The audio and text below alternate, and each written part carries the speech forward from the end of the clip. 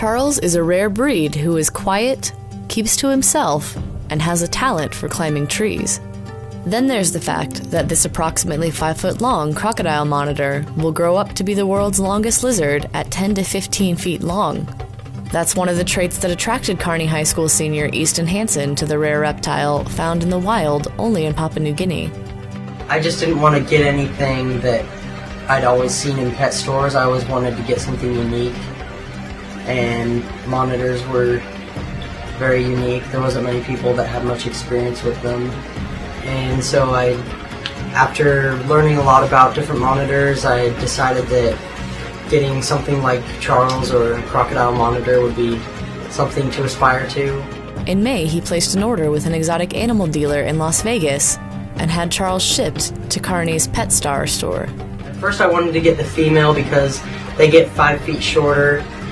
They only grow to be 10 feet long, and the males grow to be 15 feet. We didn't know it was going to get that big. We knew that he had the monitor hobby, but he didn't quite tell Mom and Dad that this one was going to grow to be 15 feet long. But a lot of it depends on how much you feed them. Easton feeds Charles a half-pound of chicken gizzards and hearts every other day. And I never feed him. I've never fed him. He's never been fed live food because that makes them even more aggressive. Full-grown ones hunt full-grown deer and wild boars. What they have to do is they use their teeth to rip things apart. Even when he eats his gizzards, obviously the gizzards are bite-sized, so when he eats them, he gets them in his mouth, and he doesn't have to shred those. But they look straight up into the sky, and then they let it drop down their throat. And so they have to have long teeth that are serrated. That way they can shred the meat and get it down because they can't chew.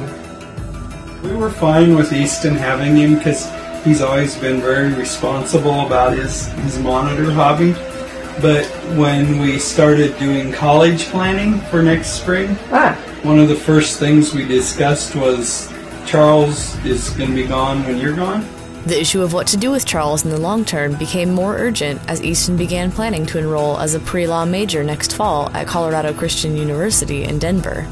So we had talked about how nice it would be since Easton, like I said earlier, was so fascinated at the zoo as a kid. We thought I would just call him up, and he said, yeah, we want him right away. So while the family is taking Charles to Omaha Saturday, the crocodile monitor won't be on display at the Henry Dorley Zoo immediately. The plan is to have the lizard exhibited along an Asian section trail in the zoo's jungle.